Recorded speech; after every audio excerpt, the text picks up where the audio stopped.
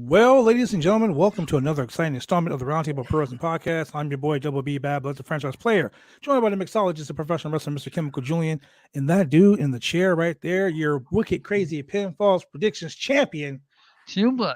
Your boy Shane. Your boy Shane. Yeah. Hashtag $2. $2.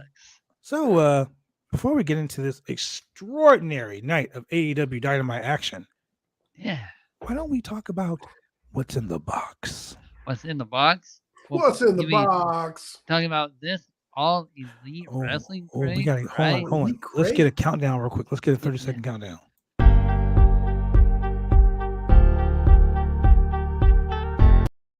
Okay, I can't wait 30 seconds. Let's go ahead. All right, let's go. All right. So we got 30 seconds, right? Yeah, long as 30 seconds. Oh, so man. Shane, wait. So explain this. Explain the box to us, because a lot of fans probably don't know what the All Elite Crate is all about. So talk about it. Let us know before you open it up. Well, the All Elite Crate boxes, man, you get a lot of merchandise that you probably don't even have or that you really want. They just put a bunch of random merch in it, and there you go. I have the top tier All Elite Crate where I can potentially win AEW tickets for any show. All right. Yeah, so hopefully this will be the lucky winner of this box. And so anyway, the first thing that I opened up over here is a Adam Cole baby shirt. Oh shit! So let me ask you: when they send you those shirts, like, do you send them hey, my size is a large? Yes. And, Before you purchase it, they ask you to select the size of what shirt you wear. Okay. Yeah. All right. So you got the Adam Cole shirt. Adam Cole. And is of course, is the it theme, one of the better shirts, or is it one of the lower merch? The theme is double or nothing. May 29th. Oh, all right. Brought to you by Bleacher Report. Brought to you by Bleacher Report. Another shirt. And this is a nice one. I actually like this. It's a Hangman Adam Page shirt. Oh, that's one of the good ones. Yeah, one of the good ones. Funny, they are actually facing on Friday on Rampage. That's hilarious. And I got what they did there. Yeah, I know, right? And I got a double or nothing pin, which also looks really nice. That's a casino chip. Yep, casino chip. Oh, I got Dark Order cards. That's cool. Ooh, shiny. Is it shiny. Metallic? No, it's just a glare. Trying to get out where it's not so glary. There we go. And I have a Micro Brawler Eddie Kingston. Those Micro Brawlers have been out everywhere. I mean, right? Every week they're talking about Micro Brawlers. Did WWE start the Micro Brawlers? Back in the day, I believe so. Yeah, way back in the day. Yeah, we're talking like late 90s. Yeah, it was like little spring action. You know? And then they came back 3 years ago. They started reselling them. And I got a Best of AEW Dark Volume 1. There's the best of. Okay. Yeah, this is actually new. That's tell us some of the matches on there. Tell us some of the best of matches on there. We have Strong Hearts versus the Young Bucks. That's pretty cool. A good match. Kip Sabian versus Kenny Omega. Ooh. Dante Martin versus Matt Sydal. Okay. Big Swole and Chris Statlander versus Dr. Britt Baker and Rio. Dark Order's Evil Uno, Allen 5 Angel, and Colt Cabana Boom Boom versus the Dead Triangle. And we got Robert Anthony versus John Moxley. Kip Sabian, twice he's on this DVD, versus Joey Janela. Okay, so I remember the Kip Sabian Joey Janela feud over Penelope Ford. Right. Some of those matches were so sick, so violent. And it was over Penelope Ford.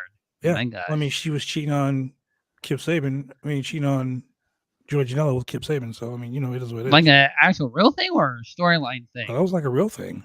Oh. Yeah. Wow. I was like, why she hadn't been with Joey Janela recently, but okay, now I know why. See, bro, this is what I'm talking about. Like professional wrestling, it's inbred. Keep your personal relationships away from professional wrestling. Oh yeah, so many wrestlers on podcasts have said, have they not learned from the Matt Hardy and the Matt Hardy and Edge thing? Have they not learned from that? Yeah, exactly. And then let's go back. Let's go back. Gentleman Chris Adams. Ooh. was married to Tony Adams, who left him for Stone Cold Steve Austin. She is actually the person who gave Steve Austin the Stone Cold moniker. And, and what people don't realize is Stone Cold Steve Austin was a student of Gentleman Chris Adams. Now, if I remember correctly, Gentleman Chris Adams and Steve Austin did have a feud in WCW. Yes. Like way back in the day. Over her. And WCCW, World Class Championship Wrestling. And if I remember correctly, also, Gentleman Chris Adams, he did something really violent in one of those matches for back then. Oh yeah, He did something like he pulled back the mat around the ring, and oh man, I can't forget. I can't remember what it was, but he did something. DDT'd him on the wood. DDT, yeah. Wow, that's dirty. I mean, these days, that's like a fucking These days, it's Tuesday night on NXT, you know. But I remember watching that back in the day, like on WCW Saturday night or like one of the day shows. And man, I was like, oh shit, damn, yeah, it was crazy. It was crazy. Shit. And the last match on the TV is Darby Allin versus CIMA. Ooh, CIMA, man, the OWE over in China. Whew, man. They produce a lot of fucking stars. Hey, CIMA. the Rosa sticker. How about that? Friend of the podcast. Friend of the podcast. Shout out to the AEW Women's Champion, Thunder Rosa. It looks like. So before we go any further, I like cake. I like pie too. Tomorrow, I have an interview with Ninja Mac from GCW. Do you guys have anything you want to like throw at me so I can tell him? Or I can ask him rather? All right. Oh, do you? Do you have anything you want me to ask him? Like, I mean, you just shoot me a message in our chat, and I will gladly ask him.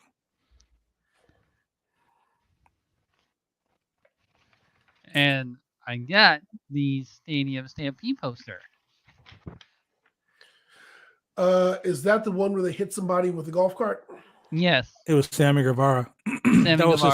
That was his spot. Every Stadium Stampede, he got ran over. Every stadium, but this time, but the last one was in reverse, where Sammy actually got to drive the golf cart.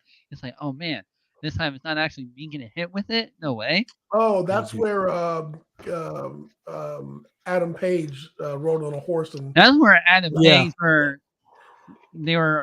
people thought he was going to turn heel during that time. Man, everyone thought. No. He's a perennial babyface. He'll never turn heel. Nope. And when he does, hey, man. I got a baby's gonna be crying. A 10 Dark Order. Shout out to my boy 10, friend of the channel. Hey, 10. 1-0. Looks like I got another one too. Bonus the autograph. Oh, we got Mr. Bowling Alley himself. Hey, look, don't talk about QT Marshall. QT Marshall, straight from the bowling alley. Straight from the bowling alley. And that was it. That was all aside. I did not win any tickets. God damn it, Tony Khan. Damn it. It happens, man. It happens. Sore loser. Everything. So before we go any further, ladies and gentlemen, you can donate to Bodyslam.net by going to www.slamchats.com. That's www.slamchats.com. Do me a favor, if you're watching this show, go like, click, and subscribe on the YouTube channel right now. Just go hit that button, and hit that bell so you can be alerted to when we come on here Monday, Wednesday, Friday, sometimes on Tuesday. Hell, maybe even this Saturday for a Battle of the Belts. Maybe Jonathan Gresham versus Dalton Castle. Where's the Ducks, and why are we not feeding them? Oh yeah, where's the Ducks? That's later. Oh, okay, that's later. Are you sure I had a pretty shitty day, so I don't want to get all seductive on here today. We'll do that later. Yeah. That's actually a pretty good box opening. I really enjoyed the stuff. That was a really good box opening. I like what you got. I like that pink shirt. Oh yeah. So let's get into this show. In typical AEW fashion, they start the show off with something amazing. Match I've been wanting to happen for a long time. Penta versus CM Punk. This match, my God. Besides the major botch at the end where I thought CM Punk busted his knee, Thank God Trust he me, didn't. I have a knee injury right now, so trust me, knee At injuries the are. end, I thought that was like half. Yes. Well, it was more like towards the end of the ice. match, but halfway through, it was a botched Rana. I thought it was pretty good. It was a really good match. I enjoyed every minute of it. So it was a good match when they started talking about him having the busted knee, and he was selling it. I was really surprised that he went for the Rana off the top rope. Sorry, off the top rope. That he went for the Rana, period. Right. With the busted knee. Now I saw that he couldn't get to go to sleep early on. That really worried me. But I was surprised he went for the Rana, but he went ahead and still hit it. You know, they're pushing Punk versus the winner of the world title match this coming Friday. CM Punk on Rampage. Adam Cole, baby. Adam Cole versus CM Punk, or are we going to see Adam Page versus CM Punk? Cowboy I guarantee shit. you, since I am the predictions champion, I am predicting no, that Adam is going to retain the championship, or Adam is going to defend the championship against CM Punk. I'll put it out there in ether right now. I'll be the futurist like Julian. Actually, I am the podcast predictions champion. Not here, buddy. Not here, buddy. If you're gonna be a futurist, you gotta start calling these matches 3-4 months out. I mean, I called the Austin Theory thing like several weeks. Hey, it's April 13th. And sure enough, Julian said February 12th. Some shit. And he sent me the screenshot, and I was like, I fucking hate you. But you were right. You were right. Hashtag the futurist. Futurist. Too bad you can't get your predictions right. But anyway, I'm looking too far in the future. Yeah, you're booking like 6 months into the future. WWE doesn't do that. Too far out, man. They book like 6 days. I gotta pull it in. I gotta rein it in. You gotta stir it up a little bit. You know, like bring hey it back. man, Heath Slater's contract will be expiring in 2023 in the fall, so you know. Hey, I'm calling it. You get your sign ready. Yeah. I'm going to be on the 405 freeway. I know. 3MB reunion. Man, you know, I'm even going to cut you some slack. I'm going to let you wear a thong. I think I'd almost be better naked. It's gonna be a multicolored thong, like Steiner. A multicolored. Can we glow in the dark? Flashes of color in it. Glow in the dark thong. You know the sad part is right now I'm wearing these little shorts because I have this cool ice machine that's pumping ice up my leg right now. You know, so I can get rid of the swelling on my knee.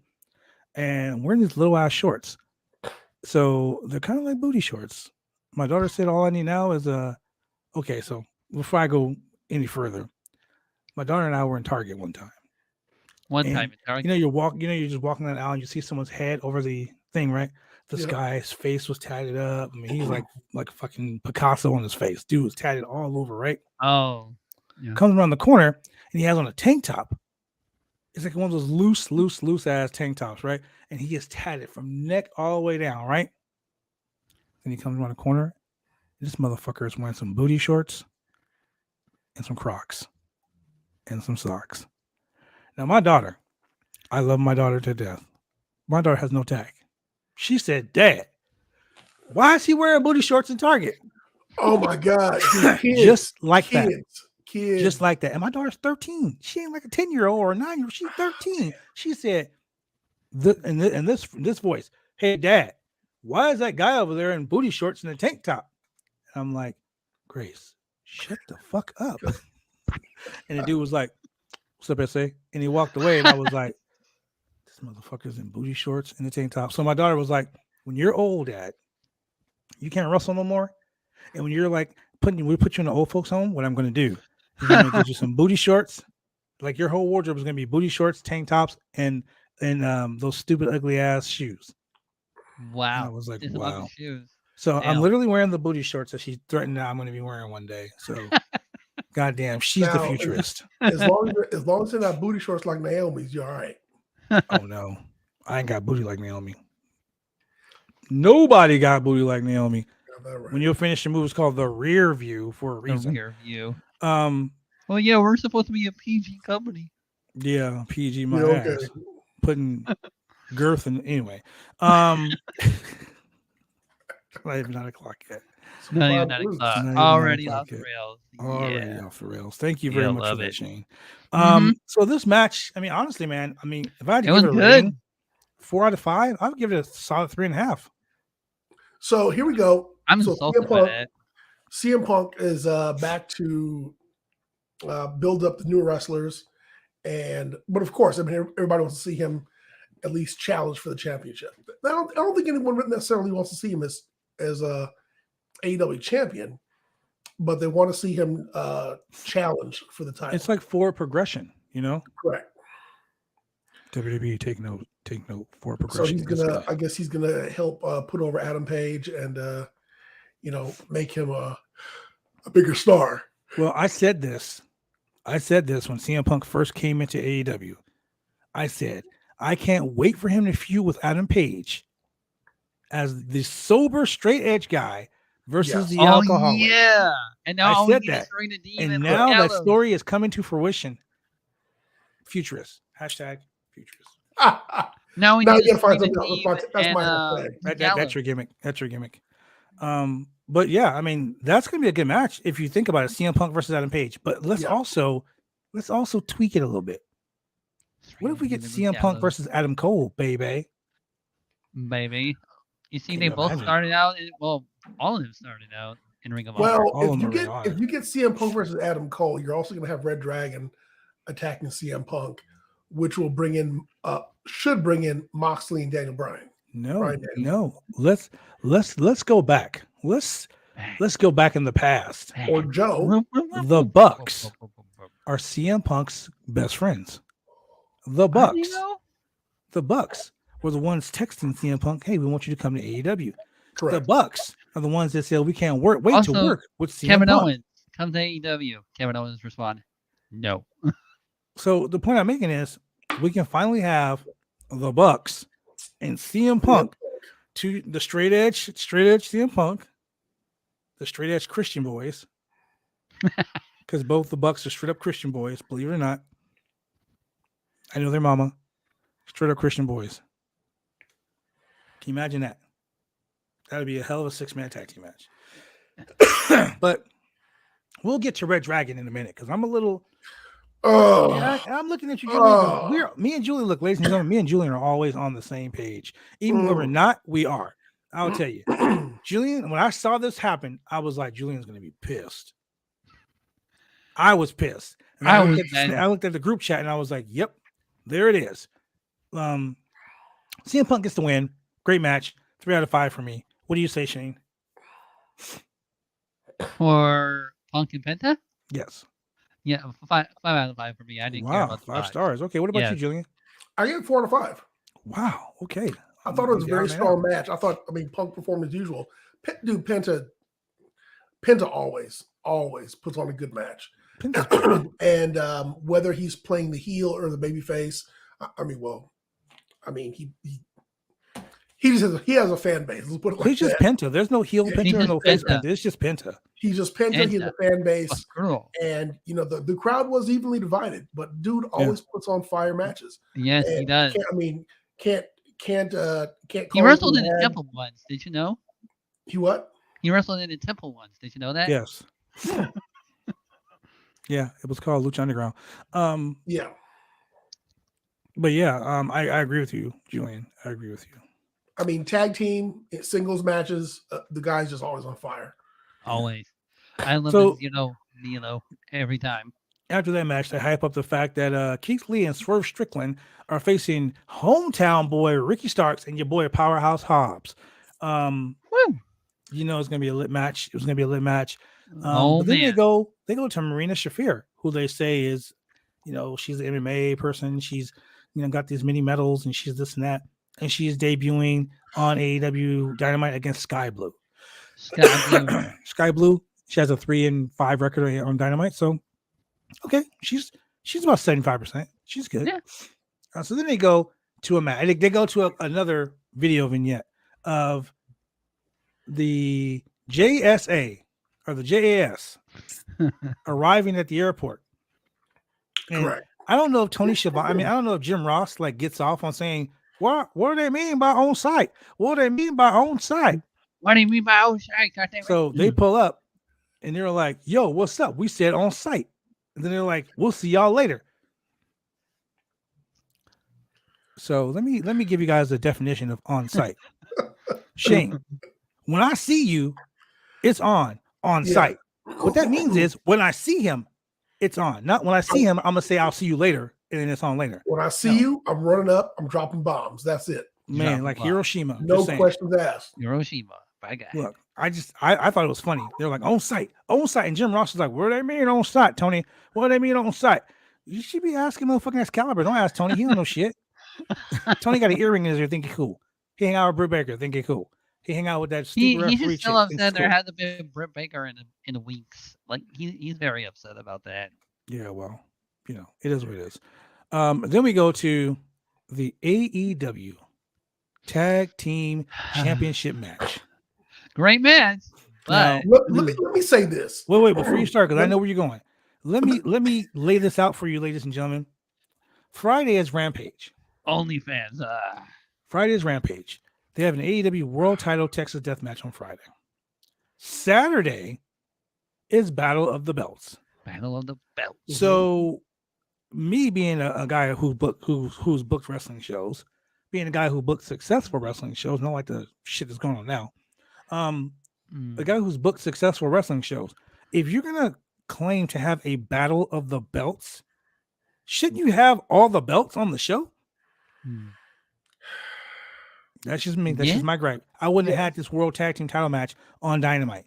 But they had the World Tag Team title match to Jurassic Express, Jungle Boy, Jack Perry, and Luchasaurus versus Kyle O'Reilly and Bobby Fish, Red Dragon. And just real quick. Just kill it, Julian. Please, just real quick. Oh, go ahead. Go.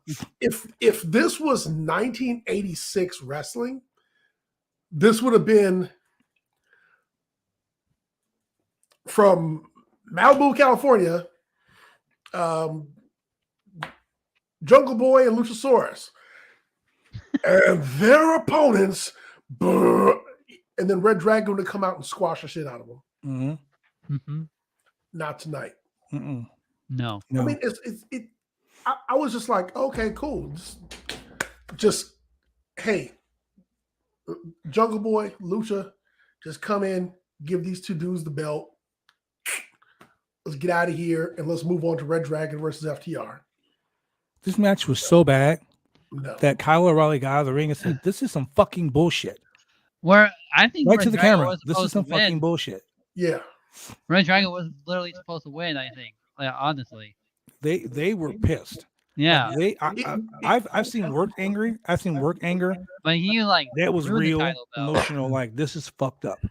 Like, I don't understand. Tony Khan, you're such a genius when you book shows, dude. I love the way you book the shows, but this right here was in my opinion, this match was a -2.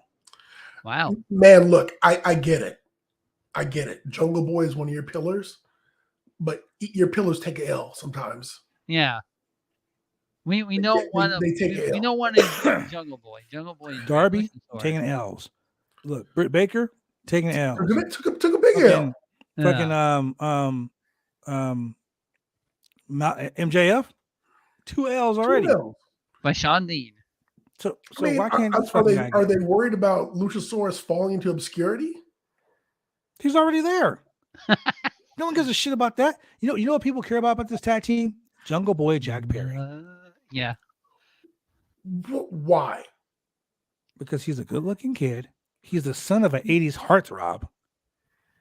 All the women love Jungle Boy, and he's immensely talented. By himself, Jungle Boy can be a TNT champion tomorrow.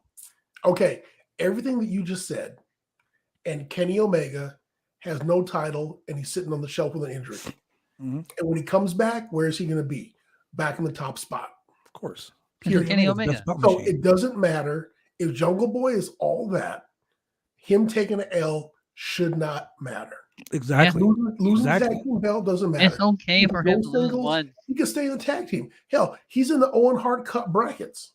Yeah. He's in the Owen Hart Cup brackets. So win or lose is really irrelevant at this point. He doesn't have to keep the titles with Luchasaurus. And the fact that he's going up against Red Dragon and winning, and months ago I complained about how 75% of the match was Jungle Boy. Jungle Boy they made Jungle Boy the new Darby Allin, the guy who that 6-man tag team street fight. You said this. Just take a beating and just never stop.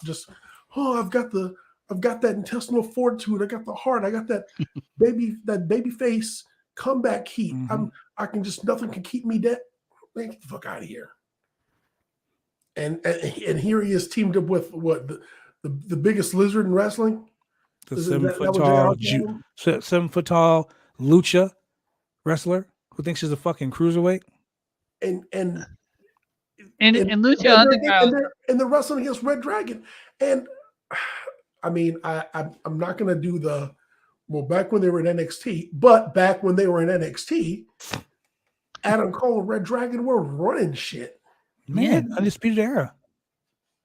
I mean, they were straight running shit. And here we have Redragon up here wrestling fucking Jungle Boy and Luchasaurus. Well, here's the thing. AEW has the best tag team roster in professional wrestling. Oh, yeah. So many amazing tag teams in AEW. The only problem I see is you got like Redragon wrestling two guys or two singles guys. They're not really a tag team. They're two singles guys. FTR, they're a fucking tag team. Redragon, they're a fucking tag team. The Bucks, they're a tag team. And if they're the ones going to take the belt, then it should have been Redragon versus FTR. Redragon should have won those belts tonight. Yeah, that's just my opinion. And so at the end of the match, what do we get? We get FTR coming out to confront Redragon. Dude, in the common sense of wrestling, you don't have the belts, so fuck you. I want the guys with the belts. Okay, so I'm sorry, belts hold the pants. You win a title. I want the guys with the titles. So superstars. You just lost, and you come out the ring. I've got no heat with you. In fact, I got nothing to say with you because you're losers. You just lost. Yeah, I want those guys in the ring holding the gold. They had a killer of a match in NXT of Redragon and FTR. You know, here's the thing. I thought FTR was coming out to confront Luchasaurus and Jungle Boy. Even FTR, I would have booked them to become the belt collectors. Yeah, they're already Ring of Honor tag team champions. They're the fucking but that's AAA. The whole problem. FTR has been okay. The booking committee has had FTR or Jungle Boy and Luchasaurus dodging FTR since day one. Mm-hmm. They've been dodging them since day one. They're not getting booked. Now, FTR has never raised a stink about it. They never made an angle about it. They never complained about it. But the bottom line is top guys holding two belts need to be in there picking up the third. And they're just, I mean, they're putting all these side angles, and it's really getting silly. I don't understand why you have Luchasaurus and Jungle Boy still tag team champions. You got Santana and Ortiz. You got Ricky Starks and Powerhouse Hobbs. Hell, you got Keith Lee and fucking Swerve, who pulled out some good tag team shit tonight. So many other good tag teams are out there that should be going after the gold. And remember, wins and losses matter in AEW, allegedly. That's the reason why they put your wins and losses when you come out. So I mean, why are you gunning like, oh, ass boys were coming for you? I don't give a fuck about the ass boys. I'm coming for the guys who hold the gold. But then again, here's another thing that someone brought up a while ago. You got people like Red Velvet, who's like 49 and like 7, or 49 and like 15 or some shit, right? Right? No, I'm not saying Red Velvet's not a good worker, but 49 wins, 15 losses. That's all that shit was on Dark and Dark Elevation. That's how she became the number one contender for the world title. Yes. So, ass boys, all their matches have happened on Dark Elevation and Dark. So now they're like the kings of Dark and Dark Elevation. I mean, at least my boy Max Caster and Anthony Bowens, at least they won matches on Dynamite. Yeah, they won matches. They're the tag team on Rampage. They should have won the tag team champions. It doesn't matter. It doesn't matter where you win or lose your matches. It happened in AEW. I get it. So padding your wins gets you a match, but in the grand scheme of things, people are watching on TV. They're not. I mean, granted, AEW Dark and Dark Elevation, they have some fucking amazing matches. No, no one watches that. Not everyone's watching that. Everyone's watching Dynamite and they're watching Rampage, so they don't know. Remember, what is supposed to put AEW as a professional wrestling company, or more of a professional wrestling company, less sports entertainment, is that it doesn't matter where your wins or losses occur. It's that you won or you lost. So if you won to Jim and Jack Dawkins and Bob and Jimmy Smith, and you're 2-0, okay, fine. But now you have to wrestle somebody who is, like a top-notch player, and maybe you'll take your L there. But if you beat that person, now you're 3-0. So it as long, like Dusty Rhodes said, as long as you go to the pay window, that's all that matters. So it doesn't matter where you get your wins and losses. As long as it doesn't matter how overinflated or how padded your resume is, you still deserve to get your title shot. And if you turn out to be a shit team, then you're a shit team. But still, if you have enough wins, if your win-loss ratio is high enough, you should be getting your title shot. So it makes no sense that FTR is not fighting for the AEW Tag Team Championship. Makes no sense. It doesn't matter. I mean, okay, Powerhouse Hobbs and Starks, okay, they're kind of starting out. But, the Pinnacle and everybody else, these other teams that have been there for a while and they're racking up a bunch of wins, they need to be going after the gold, not these little side feuds. This isn't a video game. Forget these side feuds. You need to get in line. There needs to be like a legit line based on wins and losses. And when you're at the top and you lose, you go to the back of the line or the middle of the line or wherever you're supposed to fall on the line. You get your rematch, whatever it is. Right. And if you're kind of mediocre and you pick up a few more wins, then you get to the top. And the whole reason why you're feuding in the middle is to see who hops over the next person to go towards the top. But every week on Dynamite, Jungle Boy and Luchasaurus need to be wrestling a legit tag team who have a successful record. And when we're talking about Redragon, when we're talking about FTR, when we're talking about Santana and Ortiz, and we're talking about the Ass Boys and these other people, I mean, they've got to just go through them one after the other. But in tonight's case, no fucking way. No way that Jungle Boy and Luchasaurus should have kept the titles. Period. No way. Especially going to Battle of the Belts. Especially when the looks of it, when freaking FTR actually wanted Red Dragon to win after when they came out. I mean, at the end of the day, Luchasaurus and Jungle Boy retain the championships. We can express our dislike, our distaste, for this whole bullshit. And I will. Like I told you guys, like I always tell you guys, I'm not an AEW shill. I will shit on AEW like I shit on WWE. You're not? I'm an honest person. I will tell you, if I like something, I like it. If I don't like it, you'll know I don't like it. Yeah. I'm not going to sugarcoat it for anybody. And I did not like this shit. And I knew Julian wasn't going to like that shit either. I did too. I was like, crap on Julian. and I was even like, what the hell? That would have been a perfect opportunity for Red Dragon to win. They're on a roll. Yeah, I was a little disappointed in the whole situation. Oh my God, Tony, what are you doing? If we were doing predictions championship on this, and I picked Red Dragon to win, I would protest this match. I'd be like, "No, give my fucking points." You want to go to AEW Dynamite? Bro, I would. You know what? I would give you the points. I'd be like, "Fuck it, here you go, take them." Because you know what? They got robbed. I ain't gonna let you get robbed too. Yeah. I'm expecting one day. Hold on, I'm expecting one day for Julian to show up on AEW Dynamite TV and just like rant promo on Jurassic Express that saying they do not deserve that tag team titles. I'm surprised he hasn't gone on Twitter. I know, right? For real. Don't make me the commissioner. Right? Don't make me the booker. I'll be like, no, nah, you jobbing today. So speaking of jobbing today, we got a trios tag team match: Eddie Kingston, Santana, and Ortiz versus Jericho, Jake Hager, and Daniel Garcia, the entertainers. So here's my thing. I'm gonna rant real quick, and then I'm gonna be done. Jericho, Jake Hager, and Daniel Garcia. They're the oddest of fucking odd couples. They really are. Okay. Jake Hager is a wrestler, not a sports entertainer. I mean, obviously, we the people didn't get over as well as he thought it would in AEW. He's a wrestler. Okay. Daniel Garcia should be with the fucking BCC. Like, he's a wrestler. He's not a sports entertainer. The guy wears trunks The guy wears plain ass trunks and amateur wrestling boots. Not even any fucking knee pads. The guy is a straight shooter.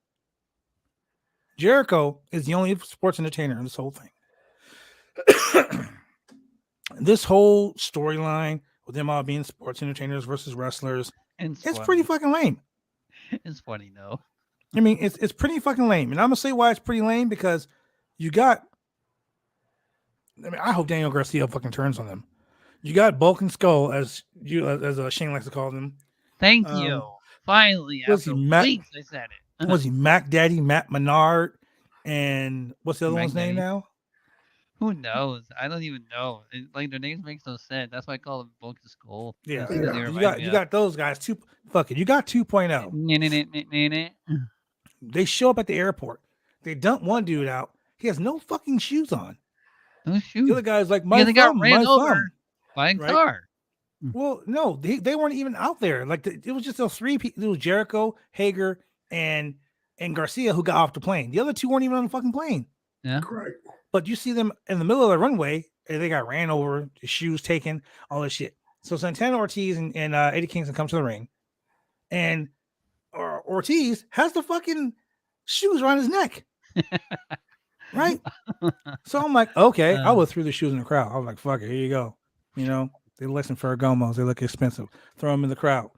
And don't do like Cody Rhodes did that one time when he had that Jordan. He threw one Jordan in the crowd. I'm like, motherfucker, what they gonna do with one shoe? Right. You throw some Jordans in the crowd, throw me both of them. I want them both. Of course, that's just my sick. That's just my sick obsession. So yeah.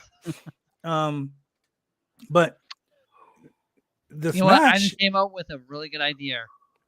Jordans on the pole match. I would kill you. I would be like, let me get my gun. He is not getting to the top of this fucking pole today. I would handcuff your ass. Oh my God, he's stabbing him. He's stabbing him. Why is he new jacking him? Yeah. Why is he new jacking him? 14 Anyway. Hey man, a lot of people will fight for those Jordans. Yeah, you'll be surprised. I would put a motherfucker down for a pair of nice Jordans. Just saying. Don't catch me in a store on a fucking sale. Jordans on a pole match. Let's don't go. catch me in the Nike outlet on a sale day. That should be your final match. That should be your final match. Jordans on a pole match. Yeah, I'll retire with a fucking perfect pair of Jordans. Like, I got a perfect pair over there right now. I just bought the perfect pair of Jordans there right there. Oh my God. Sick obsession. 201, baby. 201. That was like, can't stop. Someone help me. So the match was all over the place. It was a brawl, and you know your girl had to get involved because that's what she does. She makes herself the focus of the match. Referees, do not make yourself the focus of a match, especially a television match, please. Santana with the Three Amigos, that was good. Like you got Eddie outside doing the shimmy. You know, Eddie doesn't have that type of personality. Like, he's straightforward, but to see him joking around was kind of cool. Yeah. So I mean, they beat the shit out of Jericho, Hager, and Garcia to the point where Jericho uses Floyd the Bat, hits him in the back. He goes down. 1, 2, 3. They're the winners. Once again, a 5-on-3 beatdown. Okay, so here's the thing. You had 4 weeks of a build between these teams. And in all 4 weeks, you've had a 5-on-3 beatdown. Correct. Okay. My mom used to always tell me this when I was a kid. So, ladies and gentlemen, I want you to listen to this very carefully. Okay. Get close. Come close. If you beat people all the time, they won't want to play with you anymore. So, in my opinion, where do they go from here? They've lost every fucking match. Where do they go from here? You can't do anything else. You can't give them the babyface comeback win because they've already lost like 700 times. They fight in the cage. Okay, what's that going to do? There's still a 5-on-3 advantage. So no. You fight in the cage, but the other two got to stay outside. And then we have the other two members of LAX coming. I was going to say, for me, I will call my boy Santana. I would call my boy Homicide and my boy Hernandez and be like, yo, let's call this fucking La Familia, whatever you want to call it, and come in here and beat the shit out of these guys. And Homicide is the NWA World Junior Heavyweight Champion. Oh. And Hernandez, Hernandez is just doing this shit in Texas. Hernandez is not under contract with anybody. So it'd be perfect to have those guys come in, and they've already, Homicide's already came in to AEW once before. Correct. So have them come in for a one-off. Have them come out and save the guys from getting their ass kicked. And then maybe do a blood and guts. That's the only way you're going to save this feud. Has to announce it. He can't say all games. He has to get blood. That's the only way you're going to save this feud because it's been too much. Like the faces have gotten their ass kicked way too much. The rule of booking a show is this: you build a heel. You build this heel so bad to where the fans want to see him get his ass kicked, and when he doesn't get his ass kicked, guess what? The fans will come back next week to see him get his ass kicked. And when he doesn't get his ass kicked, guess what they're going to do? They're going to come back again to see us get his ass kicked. Yeah. And then when he finally gets his ass kicked, the fans are going to get their payoff. They'd be happy. The face finally got his shine, finally got his win, finally got his comeuppance. This right here is boring. Like I've already lost interest. I love Eddie Kingston. I fucking love and respect Eddie Kingston. I've never seen Mad King. I fucking love Eddie Kingston. He is the realest motherfucker you'll ever meet. Santana and Ortiz should have been AEW World Tag Team Champions a long fucking time ago. Yep. If they're creating a trios title, give it to these motherfuckers right here. Yeah. They deserve it. But this bullshit, 5-on-3 every week, that's for the birds. I love the match, but I'm going to give it 2 out of 5 stars. Too much bullshit. I think that's generous. I was going to give it 1.5. I was going to give it 1 simply because I hate to say this. Jericho has done lots of good work in his career. Jericho has used his star power in a good way to, really try to elevate some younger talent.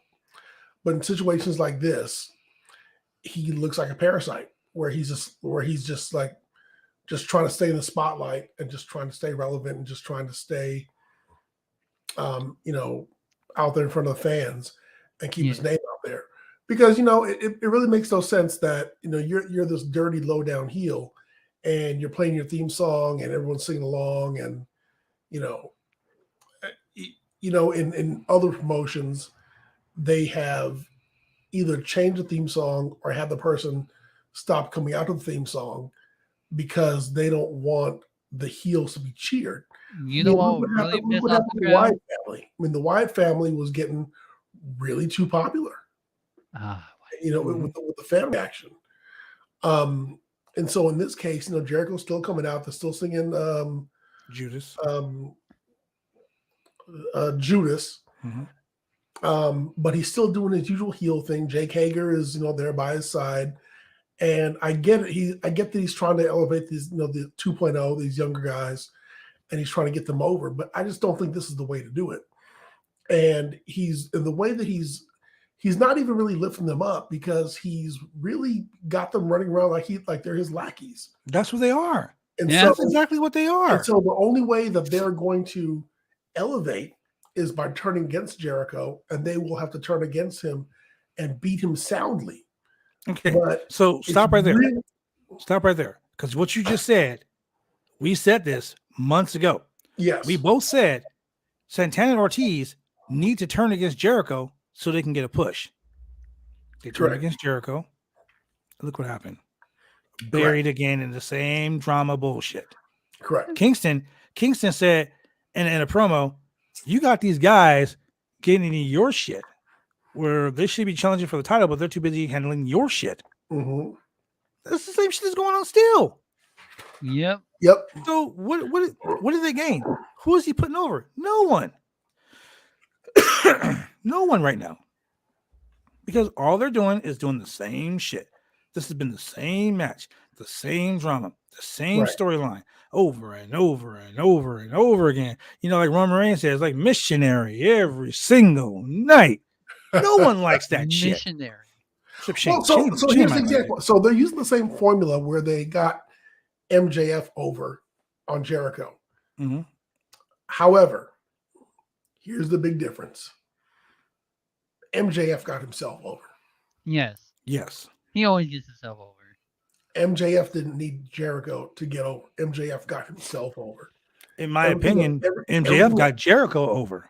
Yeah, everything about him was standalone. And let's flip the script here. MJF got Wardlow over big time. Yeah. Yeah. Because remember when Wardlow first came in? Now, remember when Wardlow first came in and they had those vignettes of him kicking them people dudes in the parking lot and shit. In the parking lot, we were like, who the fuck is this? This is some bullshit. We were like, is this Batista baby boy? I mean, now look at him. You know, people are like chomping at the bit for Wardlow to get their hands on MJF. Well, okay, so MJF, we'll get to that in a second. But I agree with what you're saying because I see where you're going with it, and you're right. Like it's right there. It's literally right there. If you're paying attention, you see the story. It's right there. Yep. Happens with every time when anybody wants to face MJF, you have to go through obstacles and everything. Just like the labors of Jericho. Hopefully we don't have, Tuco Scorpio or Hoovy or La Parka again or Spike Dudley or some shit. Do you know what the labors of Jericho reminded me of? What? It reminded me of Roddy Piper choosing his kin, his family. Okay. When he was like, oh, I don't need the 4 horsemen. I've got these guys that I'm going to try out. And I'm going to fight them all one by one on I remember that. Nitro. And that's who I'm going to choose to help me fight the NWO. And one of them was Earthquake. And then there was some other dudes. That was one of the most drawn out. One was the Yeti. Boring, horrible segments on Nitro to where the next week the 4 horsemen came out. They were like, hey man, look, forget your family, your kin. Just roll the horsemen. We'll help you. We're tired of this shit. Yeah. Okay. All right. No problem. Hey guys, sorry about that. My bad. My bad. All these random ass dudes are like, what the fuck, man? I wanted to be part of it too. Dude, I remember watching that, and that was one of the most horrible segments of Nitro. And this is when Nitro was hot. Yeah. And this was just so the labors of Jericho. I remember watching that. And I was like, oh, fuck. I mean, come on. Who's going to pull out of his ass this time? And now you've got 2.0, and yeah, at some point, I mean, Jericho has to lose. I mean, yeah, he lost to Eddie Kingston. Then he wouldn't. But how many times did he beat Kingston before he lost to him? Yeah, but then he's like, I'm not going to shake your hand, or I'm going to shake your hand. Haha, but it's a swerve. Now I've got the Jericho Appreciation Show. Now we're going to beat on you and your guys for the next 6 weeks. Call ourselves sports entertainers. Yeah, and so yeah, it was too much. Right, so this dead horse is So on a scale on let's rate it on 5 stars. What do you give it? Damn. Okay. Yeah. I was at the -1, but okay. 1 it is for him, -1 for me, Shane. 1. Wow. That was the shit match of the week, ladies and gentlemen. Then we go to MJF versus Captain Sean Dean. Captain. Now Sean Dean holds a victory over MJF. Yeah. He holds a victory over Sean Spears. Spears. So tonight he's facing MJF one more time. Sean Spears is at ringside. So the match starts out. MJF can't get his jacket off. Kicking it off. I'm like, this is fucking carny as fuck. Can't get his jacket off. It worked for him though. It worked for him. It's carny as fuck, but it works for him. It did. That's why I'm like, this is some carny shit, but it's okay. And Jim Ross salty as fuck. What, you couldn't get that jacket off when you're in the locker room? Can you hurry up and take off that jacket? Goddamn it. And then he turns and he attacks Sean Dean. Stomp Sean Dean out in the quarter several times. And as he's stomping Sean Dean out, randomly the camera just goes to the backstage where 3 dudes are laying on the ground. Goldberg like camera. Now it was really funny because like I pictured the Undertaker behind AJ Styles. Yeah. Because after MJF sees it, he gets out of the ring and he's looking like, what the fuck? And all of a sudden out of nowhere you just see AEW staff and you look and you're like, there's Wardlow. Now here's my thing. The camera was on Wardlow for a solid 2 minutes. Yes, they were. Wardlow was behind him making faces. Yeah. Now, Julian, if I'm trying to get my hands on you and I show up at your house, right, and you stand out, you come outside your house and you lock your door, I'm going to attack you. I'm not going to wait till you walk down your driveway, you get to your car, you start your car, then you realize, oh shit, I left the coffee on. You get out of your car, you go to the house, you unlock the door. I'm not going to do all that shit. I'm just going to get you. He literally sat there for 2 fucking minutes. I didn't even know that he was there until the camera caught him. Dude, he was back there making funny faces, and the crowd was chanting Wardlow. And he's like, no, the funny part was, attack him. It was funny. It was really funny. And then all of a sudden, MJF slowly turns around, and then Wardlow goes, "I'm gonna kill you." And then all of a sudden, security comes. You had 2 minutes to kill him. Dude, I thought Wardlow was going to grab him right there. I didn't pull him over the guard and drag him into the crowd. Dude, that's what I would have done. But MJF took off running. And actually, the funniest thing to me was I don't know if Wardlow was like, I don't know if I can hop this cage. But he was like, oh, I'm going to go between the barricades. And he got stuck. I wonder if he was thinking, man, I see Paul Heyman trying to hop over barricades. I don't know if I It was funny. the barricades will come apart. I guess I got to hop over it. Oh, and man. And then he hops over it. It's ridiculous. This could have been the best segment. This was the hottest segment on the show. Yeah. Because the fans are clamoring. They are clamoring for Shawn Dean to win against MJF. They want to see a powerbomb symphony on MJF. They want to see it. Me personally, I want to see Shawn Spears get his shit first, because as MJF is ran up the ramp, Shawn Spears hits Wardlow in the back. Wardlow's like, "Are you serious?" I didn't feel anything. That was the funniest shit. And then security came and Wardlow was just handling him. He was like, "I'm at Olive Garden. I'm tossing these salads. Man, there's a breadstick for you. There's a breadstick for you. You need to hire more security when you do your security thing." Okay, dude. 30 guys he took out. Funniest thing about security is the first 4 guys who ran out, he hits them, knocks them to the side. Mm-hmm. The fifth guy was like, "I'm the one that paid extra to take the powerbomb on the ring apron." Right? And then he grabs him. And he's like, and just picks him up. Because he grabbed the fourth one. The fourth one is like, "I'm not the one they paid extra." And then he shoved him to the side. Yeah. Threw him to the side. What? And then the fifth one, he picks up. I was like, dude, please don't tell me he's going to powerbomb this guy in the cement. That's going to be some Do it. Dude, I was going to powerbomb the guy on all the guys on the ground. I was like, dude, they're not paying these guys. I'm waiting for a powerbomb lumberjack. Trust me, you don't want to take a powerbomb on the ground. No. And then especially like by where the ramp meets the cement. Mm-hmm. No, that's right. Not at all. That's right. There's no way, ladies and gentlemen, we trained for years to be able to take bumps and not get hurt. There's no way not to take a bump and get hurt on the ground like that. Oh, you are going to get hurt. There's no way.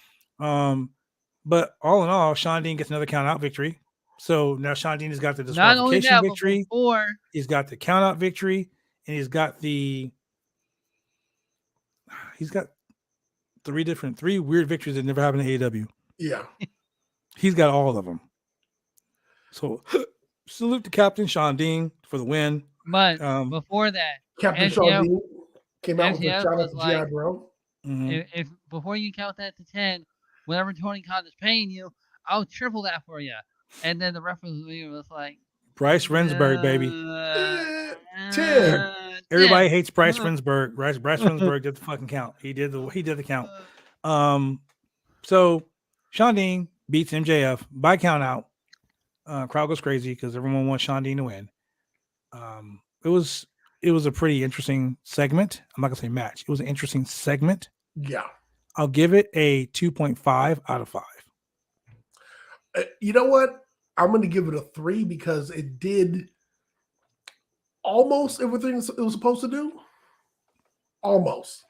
But that whole delay between, Wardlow could have had his hands on MJF, could have had to pay off, but it didn't. Yeah. So almost, but it was highly entertaining. Yeah, that's the only thing that I thought was really shitty. Like, he should have just grabbed him over the guardrail. I mean, even if he grabbed him over the guardrail, like MJF could have like thumbed him in the eye and jumped over and ran away. Yeah. Give the fans like a little taste. Give them a taste of the title. Give them a little taste. You know, Totally. let him get a little taste. You know, but all in all, like I said, 2.5 stars. It could have been better. Could have been a lot worse. Could have been Jungle Boy and Luchasaurus. A lot worse. Nothing's that bad. You realize Christian didn't even come out to the ring with them. Christian was like, "Fuck you guys, I'm done." Okay. Go ahead, man. Go ahead. Yeah. You know us. Okay, Christian. What are you doing? Yeah, Christian, what are you doing? Is Christian having one of those Midlife am crisis. I good enough? Has my time come? Am I not good enough to wrestle anymore? Where's the 2003 Christian, man? That's what we need. I need Impact Wrestling Christian. Instant The guy who slams his hands on the ground and cries about when he cut his hair the first time, just started winning titles. Oh, okay. With Tyson Tomko. When he kicked the dude in the dick and won the world championship. Yep. Yeah. What is he looking for? His peeps. He's like, yo, where y'all at? Where y'all at? I don't see none of y'all. Oh, here, let me put a blue dot over your face. Wow. That's what Vince wanted to do. Then we have a tag team match. No, we have Marina Shafir versus Sky Blue. This match went all of 2 minutes. Marina Shafir, the wife of Roderick Strong. Let's put that out there so you know she's a fucking amazing wrestler because Roddy is the shit. She beat Sky Blue real quick. Dude, when you say real quick, I had to go to the bathroom and I came back and I'm like, what happened? Like, can I get a replay? Like, what happened? Yeah. It was like the bell rang. Sky Blue like lunged at her. She moved out of the way. She grabbed her by the arm. She sambo tossed her. She picked her up again. She did it again. Locked in the armbar. Tapped out. Boom. Done. Yeah. I was like, God, that was the quickest fucking match ever. Yeah. So they're showing her as a serious threat to Jade Cargill and her championship. Speaking of Jade Cargill, the baddies were in the house again. What a bodysuit. But Jim Ross kept saying, isn't that Red Velvet? You think Kiera Hogan? So Red Velvet and Kiera Hogan are now part of the baddie section. Interesting. So that makes sense. So when they had the baddies before and they showed like some random chicks from Detroit, or whatever city they were in, I was like, okay, whatever. Now, if you're going to have a baddie section and it has other women wrestlers in it who are maybe going to have your back and come attacking people, that I'm with. Well, I think that's what they're coming up with, because the whole baddie section that they presented tonight were like 5 girls. 3 of them were just random hot chicks. And then it was Kiera Hogan and it was Red Velvet. And they were like, Red Velvet has had a little bit of change of ideals. You know, she's been a little bit rougher on the edges. Dude, just like she wants to fucking win. Dude, you gotta love how the announcers build that stuff up. Salty as Jim Ross. She's had a change of heart. Oh, she's had some problems at home lately and seems to be a little more angry. You're like, yeah, you come up with this shit. Yeah. Where? What do you know? She stained Bad Blood's Jordans and he kicked her out. That shit will happen. Wow. Shoes. But yeah, so they're really pushing Marina Shafir as a viable person to beat Jade Cargill. When she doesn't beat Jade Cargill, people are going to explode. Right now? And that's going to explode. Yeah. They're going to be like, fuck this shit. People don't remember that Marina Shafir is part of the 4 horsewomen of MMA. Yep. You know, she's Ronda Rousey's like right-hand chick. So she's had her cup of tea, not coffee because she doesn't drink coffee. She's had a cup of tea in the WWE and in NXT. So, I mean, it is what it is. Then we go to a match. No, we go backstage. We have friend of the channel, Thunder Rosa, the AEW World Women's Champion. She's doing an interview, and out of nowhere comes Vicky Guerrero and your girl Nyla Rose. With Nyla what? Nyla Rose comes with a birthday cake, with a cake. And as wrestling fans, we all know if you are carrying any type of food item, it's going to end up in someone's face, especially if it's a pie or a cake. Most efficiently, it's going to end up in your face because that's the way it rolls. We got to get Thunder Rosa. Especially when she said we were going to have something nice written on it, but it costs extra money. And you're not worth it. I was like, wow. And you're not worth it. But hey, Thunder Rosa was smart about it. She said, look, let's cut this shit. I know you don't like me. I don't like you either. And you know what? Blah, blah, blah. And she just hauled off on her. And then Vicky was like, hit her, Nyla, hit her. You knew Vicky was taking the bump. She did. Yeah. Vicky took a Vince McMahon WrestleMania bump. Yeah. It took her like that whole segment lasted 3 minutes. It took Vicky 2.5 minutes to fall down. I was like looking at my watch like, damn it, Vicky, are you going to fall or what? So she took the bump. She watched WrestleMania. Was like, I'm going to try to fall. She was like, Vince, I can do your bump better than you can. Well, you made her sound like Triple H. Yeah, everyone sounds like Triple H.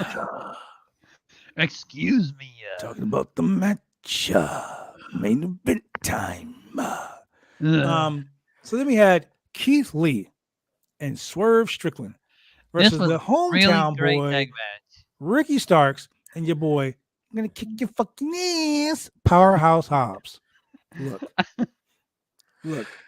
Keith Lee came out. Swerve came out, got a pop. Keith Lee came out, got a pop. Bigger pop. Powerhouse Hobbs came out, got a pop. Ricky Starks came out, it was WrestleMania. Woo! Yeah. I was like, is he the heel? Like, wow. Supposed to be. I mean, one thing about AEW that I love is that when the hometown boys are in their hometown, AEW doesn't filter the crowd to make the noise where they're getting booed.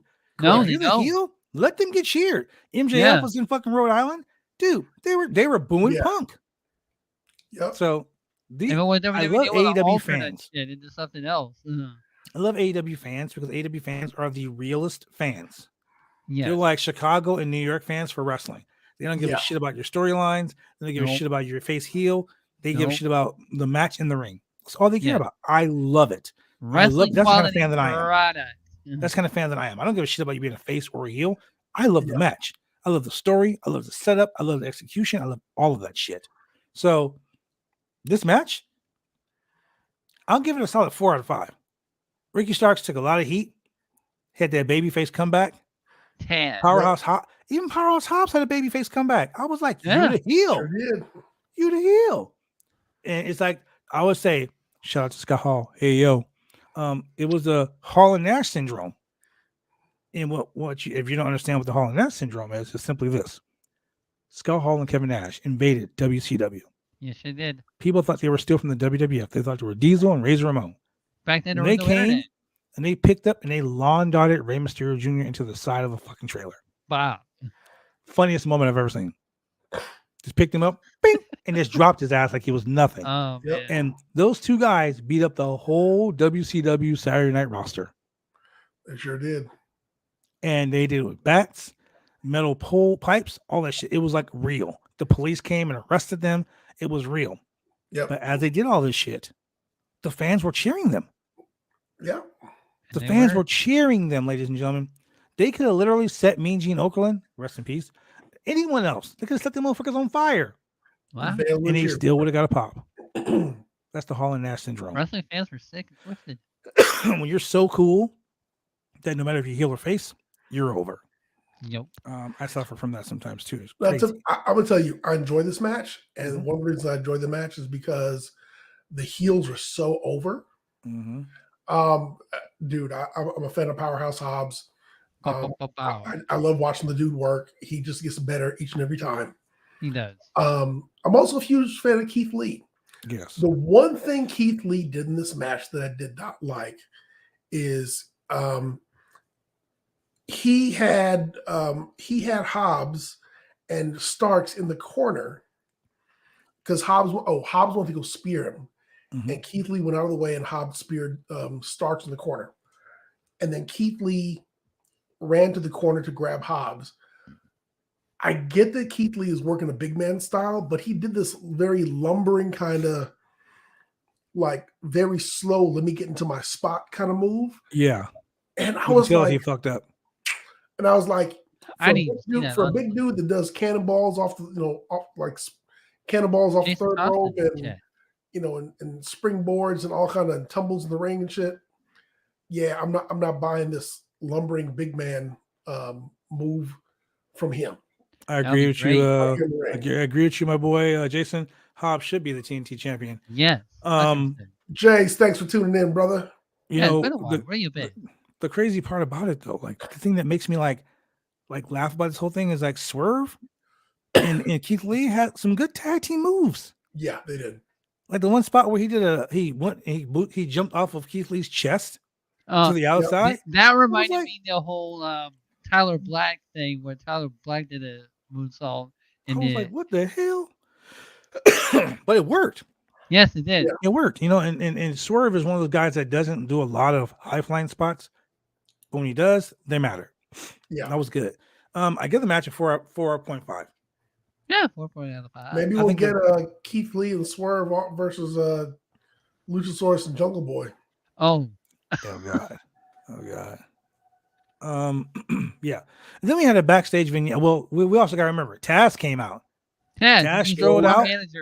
Taz strode out and he fucking swept Keith Lee's legs, and Strickland and Ricky Starks hit the Powerhouse Hobbs hit the finisher. Powerhouse Hobbs got the pin. The only thing about this that I wasn't happy about was that Powerhouse Hobbs got the pin and not Ricky Starks. Starks would have got the pin in his hometown, the roof would have went off that fucking place. Yeah. It still did.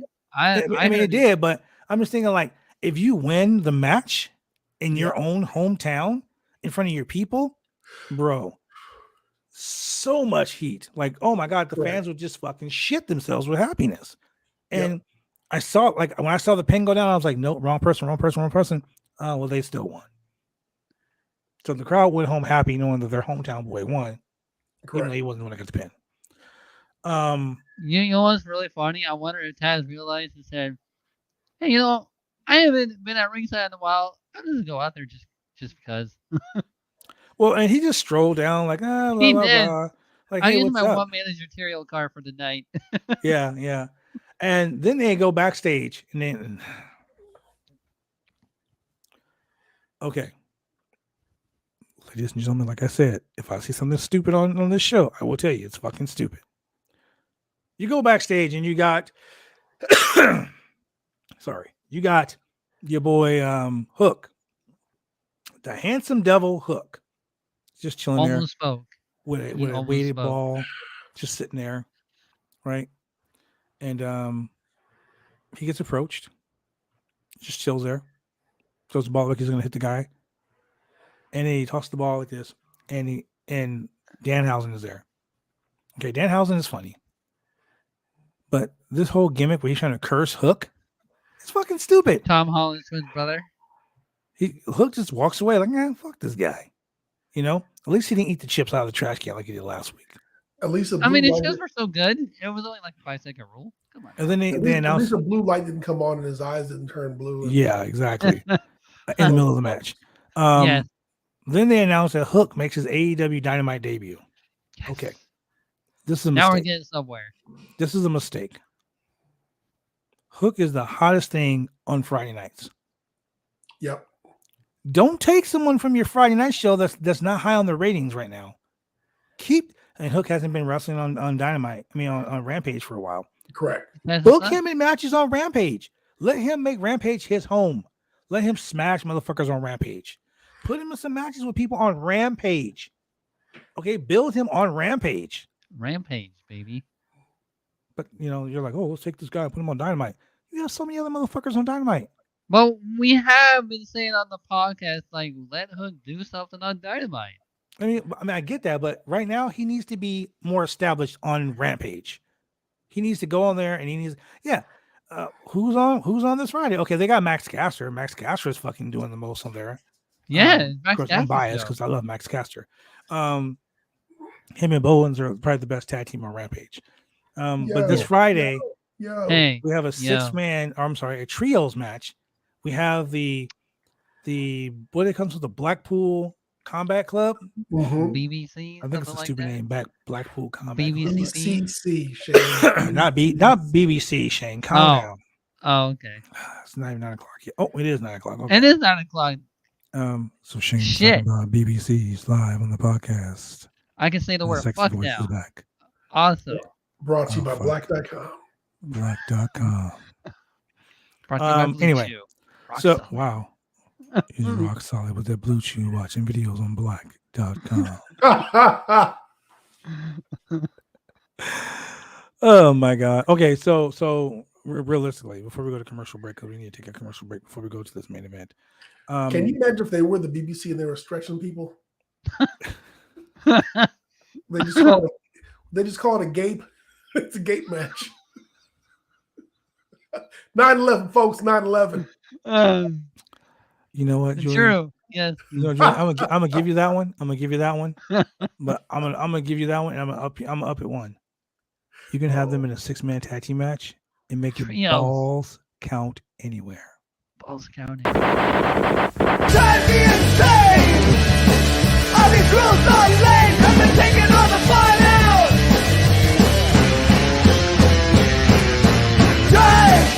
Drive me insane! All these rules are lame! I've been taking all the fun out!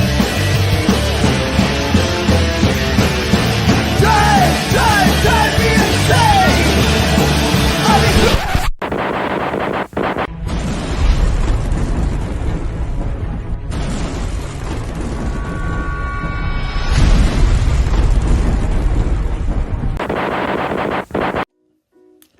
When you want to get your hair cut, you go get your hair cut right. You head down to Big D's Barbershop. Big D's Barbershop, Vancouver, Washington's best and brightest. 1019 Main Street, Vancouver, Washington, where you can go get your hair lined up, cuts, fades, shampoos, conditions, and all the great things that go with supporting a local barbershop in a local business area. You can also reach them online at www.bigdsbarbershop.com.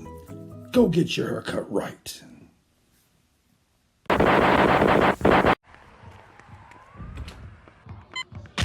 These are more than just the sounds of a safe place to go after school. These are the sounds of interest being ignited and of mentors making an impact. At Boys and Girls Clubs, we don't do just one thing. We do whatever it takes to meet the needs of every kid who comes through those doors. Because whatever it takes is what it takes to build great futures. Great futures start here.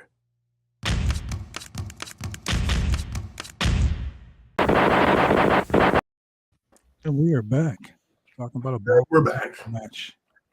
You know where the finish would be?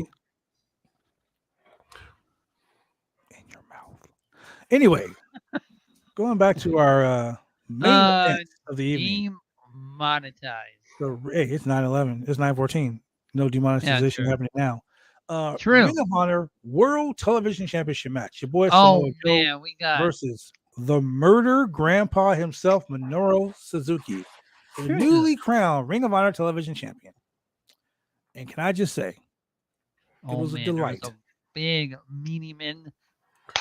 Well, slap okay, it wasn't a big meaty man because there was only one big meaty man. In Let that me match. dream about the big meaty man slapping meat. All right. You can think about whatever you want to think about, my friend. It is okay. I'm not going to begrudge you. It was a chop fest. Yeah.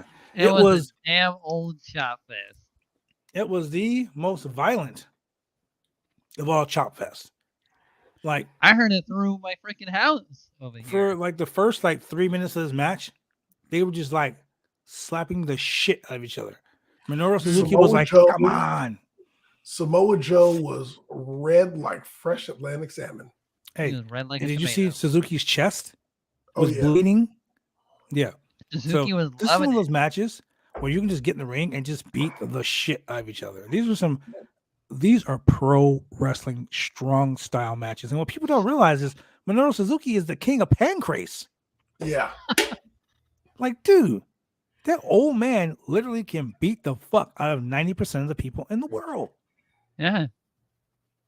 He's an old violent man. He's that guy, hey kids, get off my lawn. No, I'll choke you out, bitch. That's him. And if he said I'll that to me, choke I'd be you. like, yo, I don't want that smoke. I'm sorry. Drinking 40 ounces with Adam Woods out in the GCW show. I'm just saying. Look, shout out to Adam Woods. Adam Gordon Woods. Live here every week on Bodyslam.net. You can find him on Maharaja YouTube. MMA. Who had an interview with Eric Bischoff, by the way. He always has interviews with Bischoff. Like, Yeah. him Oh and my Bischoff God. are like besties. Like, Eric Like, he's Bischoff like, needs that's to my come on- best friend. He needs to come on this Real show. bad My bitch. God. He says all the time. Got his own show. He don't need Okay. no, You saying Eric Bischoff is in Adam Woods' baddie section? Wow, I wouldn't have said that. The wood section. I really wouldn't have said that. He's in the wood Wood section. section. Like, nah. I I'm in wouldn't the have said wood that at all. section. In the woods. Yeah. See the woods. I probably wouldn't have said that. Was he lost in the woods? So, Ring of Honor World Television Championship match: Samoa Joe versus Minoru Suzuki. Just chop fest, just slapping leather. Excuse me. Just beating the holy piss out of each other. I mean, like, it was so bad. Like, I had to like cover my eyes. I didn't. Oh yeah. It was I like did not cover my eyes. it was like Bobby Lashley was like, "Yo, kids, Fuck your kids. I just gotta beat your ass. Like, hey Dom, come here. Let me get Veer Oh, beat your ass real quick." I saw this match with Samoa Joe and Minoru Suzuki. Let me chop ya. There came a point where they stopped chopping each other, and Suzuki slapped Joe in the chest. His hands were red, by the way. His And- hands were red. I really hope someone has the still frame of the sweat just like flying off of Joe's body when he slapped him, because he slapped the shit out of him. Oh my god! And dude, he hit him so hard, and then Joe stumbled back a little bit, and then Joe hit Minoru. Minoru stumbled back and goes, "Come on, bitch!" I was like, Wow. "Oh, them's fighting words." Yeah. Remember, And it's Joe what's just his let bitch, loose. starts a feud. Joe just let loose. I mean, this match, ladies and gentlemen, it was not for the faint of heart. But at the end of the night, we have a new Ring of Honor World Television Champion. And the fact that the commentators kept putting via over the the fact that, Muscle Buster, yes, the return of the Muscle Buster, which I love. well, he did it to Max Caster. Yeah.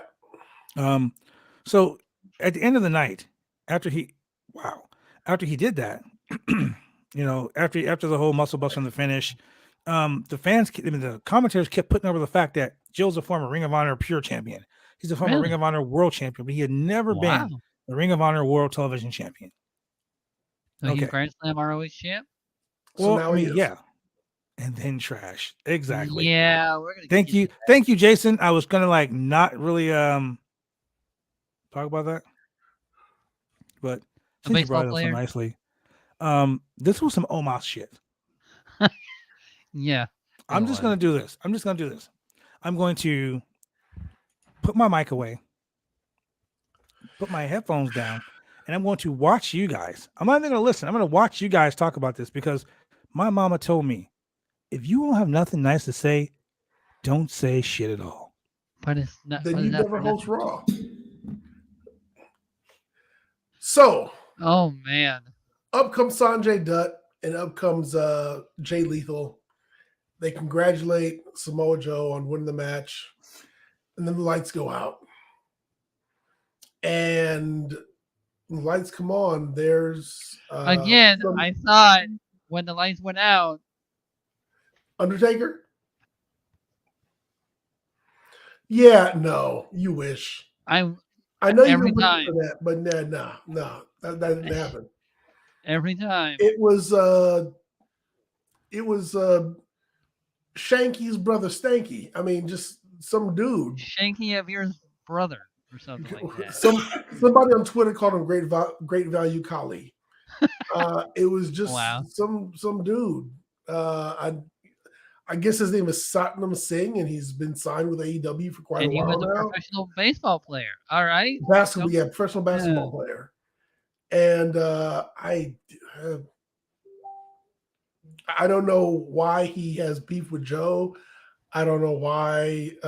Then Samoa Joe came and watched a baseball game and said, "Hey, you suck." Yeah, Joe may have, dude played for the Mavericks. Joe may have been a fan of the Spurs or something. I don't know. He had some hand in getting him traded to the D leagues. I don't know, but yeah. So this basketball player showed up. So he's the Indian Rodman or the Indian. What was DDP's buddy's name? Karl Malone. Yeah, Karl Malone. Yeah, and so they show up to attack Joe, and that's it. If there was such thing as a negative pop, yeah.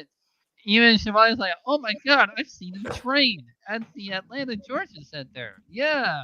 oh my God, that's who? Oh my God, it's Shane Husky. I mean, oh my God, it's Julian Smith. I mean, Oh my God. it's same Julian. thing. I mean, I could have appeared in the ring and they would have given me the same reaction. Maybe one person would have been like, "Hey, I think he's that podcast guy." I think it's that podcast guy. But, yeah. just some dude pops up the ring. It could have been a fan who ran to the ring. Shit, this wasn't even trash. This was like This was a dumpster fire on top of a shit show on top of a bunch of shit on top of a dumpster fire. It was horrible. You ruined such a great match with this hocus pocus shit. And I like me some hocus pocus. I mean, fuck, I would have expected the Undertaker to show up if that was the case. Like, that was some stupid shit. But not hocus like pocus. I said, and they leave Samoa Joe Lane. No hocus pocus. I thought it was his I guy. thought hocus pocus died with Taker. I thought hocus pocus died with when the Fiend left. I thought hocus pocus was gone. I guess I was wrong. Like hocus pocus. I love because we saw hocus pocus on Raw, and now we saw hocus pocus on AEW. Nobody can do hocus pocus better. As Sarah Jessica Parker would say, amok, because they were running amok on this show with the hocus pocus. On Disney Plus. That was a Sarah Jessica Parker reference to hocus pocus. So I give the match 4.5 stars. Tony, this is the part where you should have said, no, we good. Yeah, all right. I give the match 4.5 stars. I give the ending -2. So what that does to the match is brings it down to 3.25. Wow. So a negative 3.25 then? No, just a straight up 3.25. Steiner math? Steiner math. I was so disappointed in the ending. It made me sick. Like, I was like, I'm not even drinking, and this is not even fun. Dude, this was such a sports entertainment segment. Not even that, because I was not entertained. Yeah, sports entertainment segment. Sorry, it was a bad sports entertainment segment on a wrestling show. It was like a comedy show where the guy was coming out telling jokes that were not funny. That's what it was. Whoa. You will not disrespect Madcap Moss like that. Okay. Look. It was gonna be a future. If this was Madcap Moss, you had to raise this match stars up to 5. Right. Guy. Isn't that right, Sasha? He's gonna get Madcap Mania on this bitch over here. Hey, Julian, did you get a Madcap Moss action figure yet? Julian has like 4 of them. He sleeps on one. He has the Madcap fucking pillow. He's a plushie. Dude, I got to get some Madcap merch, man. You know, I'm waiting for Madcap to win, the IC title or something, and then I'll go ahead and get a replica of that too. Isn't he a former 24/7 champion? Yeah, he's a former 24/7 champ. Yeah, come on. That part of his accolades. That belt, that title, is not joining our collection over here. Where's it joining? As we all know, pretty soon. Hey, everybody, get your 24/7 title right now because they're going to retire it soon, and they're going to bring back the TV title. The TV title. That'd be kind of cool. But you made that prediction in February 12th. Yeah. Hopefully by maybe this week I'll have my Wicked Crazy Podcast champion. I'll be wearing that baby around my shoulder. We shall see. We shall see. I hope you get that, Shane. Yeah. I hope you get shine it up wearing pride. Oh yeah. Then I can me and Babylon can do the whole Kane and Brian Danielson thing.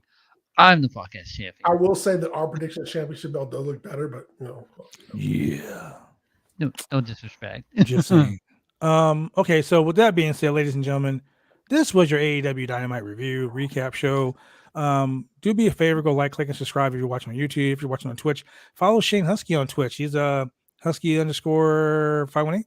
_518. He's the man. _518. Yeah. You can follow Chemical Julian at Chemical Julian. Of course, you can follow me on all my platforms at The Franchise Player, Bad Blood. And you know what time it is. Julian, where can they watch us? Man, Shane is on it. Like, Shane's like, dude, I want to know where you can watch us every week. 3 times a week. How many times a week you say? How many times? 3 times. That's a lot. That is a lot of time to be watching these faces. These faces. I mean, damn. Okay, there you go. And hey, like I said before,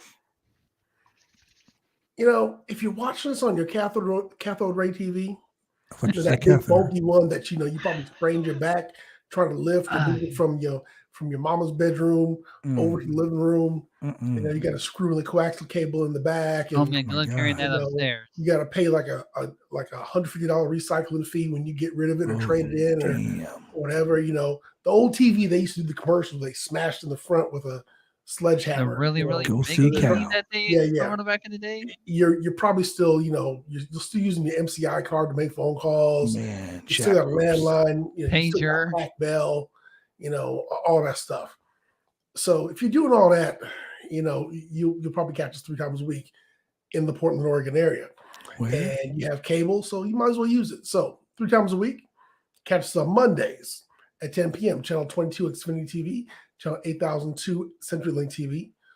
Tuesdays, you can catch us at 9:30 p.m. on Channel 23 Xfinity TV or 8003 CenturyLink TV, or better yet, Monday, Tuesday, you were busy. Wednesday, you come home, have your pot pie, have your ham, have your eggs, because you're going to have eggs. Or Taco Bell. You can catch us at 9:30 p.m. on Channel 11, Xfinity TV, and CenturyLink TV. No, Kitty, that's not my pot pie. Yeah, Kitty. And if you like to be driving around your car and, looking at a video while you're driving is wrong, don't do should that. not be doing that shit. Who would do that? Pavlo. Oh, wow. One time, Shane. One time, okay? Jesus Christ. You can always go check us out on Google Podcasts, Apple, Spotify, Pandora, Amazon Music, and for the lovers out there, iHeartRadio. We're everywhere on the major podcast platforms. Or like me, a podcast. Did you say OnlyFans? Yeah, Shane. OnlyFans. Stop hawking your OnlyFans on this show. OnlyFans.com/Husky518. Trust me, you will be the only fan looking at that. Shit. He does amazing things with all your wrestling news needs. You can go to bodyslam.net for all your wrestling news needs, backstage stories. Like tomorrow, I'm going to do an interview with GCW's superstar Ninja Mac. Very interesting guy. Mac. Can't wait to do an interview with this guy. We got to get Sami Zayn on this podcast. Try and get Sami Zayn on the call. Sami Zayn. If you're watching or listening to us, you want to talk about conspiracy theories, hey, you can come on to this podcast, man. Every Monday or Conspiracy, Friday. ladies and gentlemen. Yeah. Conspiracy. We like to do this every now and then. And this is Shane's favorite part because this is when he goes and gets the blue chew. And oh, man, the blue chew. He goes and turns his video scope onto black.com and he gets excited. Ladies and gentlemen, because he gets to feed the ducks.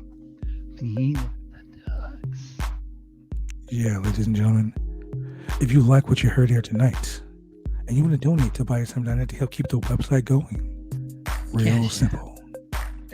All you got to do is go to www.onlyfanslamchats.com. That once again is www.slamchats. PayPal, Venmo, Cash App, Visa, Discover, MasterCard. All that. He said MasterCard, Shane, not what you think.